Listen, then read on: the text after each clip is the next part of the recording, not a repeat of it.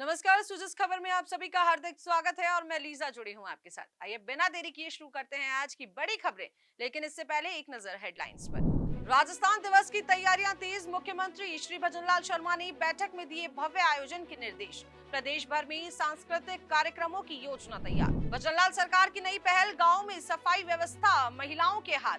9,000 रुपए मासिक मानदेय देकर आर्थिक आत्मनिर्भरता को मिलेगा बढ़ावा। जयपुर में ध्रुवपद यात्रा 2025 का भव्य आयोजन, शास्त्रीय संगीत की समृद्ध परंपरा के संरक्षण हेतु देश भर के कलाकारों ने दी प्रस्तुति। राजस्थान में फिर बदलेगा मौसम, 20 मार्च से सक्रिय होगा नया वेस्टर्न डिस्टर्बेंस। कई इलाकों में बादल छाए रहने और हल्की बारिश होने की संभावना। चलिए अब बात करते हैं खबरों पर विस्तार से। मुख्यमंत्री श्री भजनलाल शर्मा ने राजस्थान दिवस को भव्य और ऐतिहासिक बनाने के लिए तैयारियों को तेज करने के निर्देश दिए हैं। मुख्यमंत्री आवास पर आयोजित बैठक में अधिकारियों के साथ आयोजन से जुड़ी व्यवस्थाओं पर विस्तार से चर्चा की गई। इस दौरान मुख्यमंत्री श्री भजनलाल शर्मा को प्रदेश भर में आयोजित होने वाले सांस्कृतिक कार्यक्रमों की रूपरेखा प्रस्तुत की गई। उन्होंने इन कार्यक्रमों को सफल आयोजन के लिए आवश्यक दिशा निर्देश जारी करते हुए कहा कि राजस्थान दिवस को यादगार बनाने में कोई कसर नहीं छोड़ी जानी चाहिए। राजस्थान दिवस के अवसर पर हर साल प्रदेश भर में विविध सांस्कृतिक कार्यक्रमों का आयोजन किया जाता है। इनमें लोक नृत्य, संगीत, ऐतिहासिक प्रदर्शनी और पारंपरिक प्रस्तुतियां शामिल होती हैं। इस बार भी सभी जिलों में विशेष कार्यक्रमों की योजना बनाई गई है, जिसमें आम जनता की भागीदारी को प्राथमिकता दी जाएगी। मुख्यमंत्री श्री भजनलाल शर्मा ने अधिकारियों को निर्देश दिए कि कार्यक्रमों की तैयारियों में कोई कमी न रहे। आयोजन स्थलों की सुरक्षा, सुविधाओं और प्रबंधन पर विशेष ध्यान देने की बात कही गई। इस बार राजस्थान दिवस को और भी भव्य बनाने के लिए सरकारी और गैर सरकारी संस्थानों के सहयोग से विभिन्न आयोजन किए जाएंगे। इनमें कला, साहित्य और ऐतिहासिक धरोहर से जुड़े विशेष कार्यक्रम आयोजित कर प्रदेश की गौरवशाली विरासत को प्रदर्शित किया जाएगा। बैठक में यह भी तय किया गया कि राजस्थान की समृद्ध संस्कृति और परंपराओं को उजागर करने वाले कार्यक्रमों को प्राथमिकता दी जाएगी। राजस्थान दिवस केवल एक उत्सव नहीं, बल्कि प्रदेश के गौरवशाली इतिहास और संस्कृति का प्रतीक है।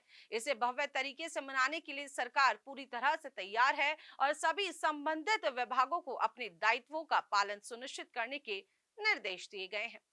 मुख्यमंत्री श्री भजनलाल शर्मा ने कहा कि राजस्थान की सांस्कृतिक धरोहर को संजोने और नई पीढ़ी तक पहुंचाने के लिए इस तरह के आयोजन महत्वपूर्ण है। सरकार का प्रयास है कि राजस्थान दिवस हर नागरिक के लिए गर्व और आनंद का अवसर बने।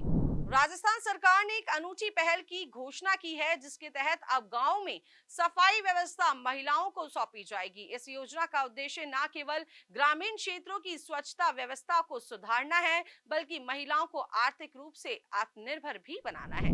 भजनलाल सरकार ने इस योजना के तहत प्रत्येक महिला सफाई कर्मचारी को 9,000 रुपए मासिक मानदेय देने का फैसला किया है, जिससे उन्हें स्थायी रोजगार का लाभ मिलेगा। इस योजना के अंतर्गत पूरे राज्य में करीब 1 लाख महिलाओं को सफाई कर्मचारी के रूप में नियुक्त किया जाएगा।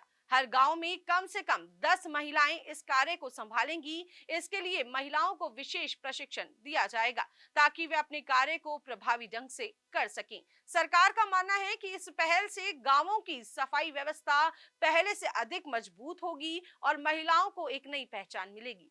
राज्य सरकार के अनुसार यह कदम ग्रामीण विकास की दिशा में एक बड़ा परिवर्तन साबित होगा। इस पहल से न केवल गांव स्वच्छ रहेंगे, बल्कि महिलाओं को आत्मनिर्भर बनने का अवसर भी मिलेगा। इसके अलावा यह योजना स्वच्छ भारत अभियान को और ज्यादा मजबूती प्रदान करेगी। इस योजना से महिलाओं को सामाजिक और आर्थिक रूप से सशक्त बनने का मौका मिलेगा। सरकार को उम्मीद है कि ये पहल अन्य राज्यों के लिए भी एक मिसाल बनेगी और देश भर में इसे अपनाया जाएगा। जयपुर में भारतीय शास्त्रीय संगीत के प्राचीनतम और गंभीर शैली ध्रुवपद को समर्पित ध्रुवपद यात्रा 2025 का आयोजन हुआ है। राजस्थान इंटरनेशनल सेंटर में हुए इस भव्य संगीत समारोह में देश भर के कलाकारों ने अपनी प्रस्तुतियों से श्रोताओं को मंत्रमुग्ध कर दिया। इस आयोजन का उद्देश्य ध्रुवपद शैली की समृद्ध परंपरा को संरक्षित और प्रचारित करना था। इस प्रतिष्ठित संगीत समारोह का आयोजन उस्ताद Imamuddin Khan Dagar, Indian music art and culture society और डागर आर्काइव्स म्यूजियम जयपुर के संयुक्त तत्वाधान में किया गया। कार्यक्रम की परिकल्पना और आयोजन में शबाना डागर, इमरान डागर की महत्वपूर्ण भूमिका रही।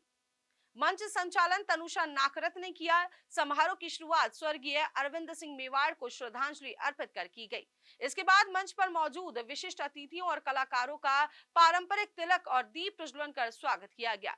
इस अवसर पर महिला सशक्तिकरण और कला क्षेत्र में उल्लेखनीय योगदान देने वाली दीपा माथुर मुख्य अतिथि के रूप में उपस्थित रहीं। वहीं प्रोफेसर डॉक्टर मौलिक शाह ने विशिष्ट अतिथि के रूप में अपनी गरिमामयी उपस्थिति से कार्यक्रम की शोभा बढ़ाई। इसके साथ श्रोताओं को एक अद्भुत संगीतमय यात्रा का अनुभव हुआ, जब प्रसिद्ध डागर बंधुओं ने मंच पर अपनी प्रस्तुति दी। उन्होंने ध्रुपद शैली की परंपरागत रचना प्रस्तुत की और राग मालकोस में चौताल पर अपने सुरों का जादू बिखेरा। उनकी इस प्रस्तुति में सुर, लय और भाव का अद्भुत संयोजन देखने को मिला, जिसने भारतीय सांस्कृतिक धरोहर की गहराई को उजागर कर दिया। इस संगीत में संध्या में देश भर से आए कलाकारों ने भी अपने सुरों से ध्रुपद यात्रा को एक अविस्मरणीय बना दिया। इस आयोजन ने शास्त्रीय संगीत प्रेमियों को भारतीय संगीत की प्राचीन धरोहर से जोड़ने का प्रयास किया, जिसे दर्शकों ने खूब सराहा। राजस्थान में मौसम एक बार फिर से करवट लेने वाला है। बीते दिनों वेस्टर्न डिस्टर्बेंस के कारण हुई बारिश और ओलावृष्टि के बाद उत्तर भारत से चल रही ठंडी हवाओं ने सुबह शाम हल्की ठंड बढ़ा दी है। मौसम विशेषज्ञों के अनुसार अगले 2 दिन तक इसी तरह का मौसम बना रहेगा, जिसके बाद प्रदेश में फिर से बारिश होने की संभावना है। मौसम केंद्र के मुताबिक 20 मार्च से एक नया वेस्टर्न डिस्टर्बेंस सक्रिय होगा। इसके प्रभाव से उत्तर पूर्वी राजस्थान के कई शहरों में बादल छाने लगेंगे और कुछ स्थानों पर हल्की बारिश हो सकती है। सिरोही, फतेहपुर, नागौर, पिलानी और हनुमानगढ़ समेत कई शहरों में न्यूनतम तापमान 15 डिग्री सेल्सियस से नीचे पहुंच गया है। वहीं राज्य के सभी शहरों में अधिकतम तापमान 36 डिग्री सेल्सियस से कम दर्ज किया गया है। पिछले 24 घंटे में राजस्थान के बाड़मेर में सबसे अधिक तापमान 35.5 डिग्री सेल्सियस रिकॉर्ड किया गया।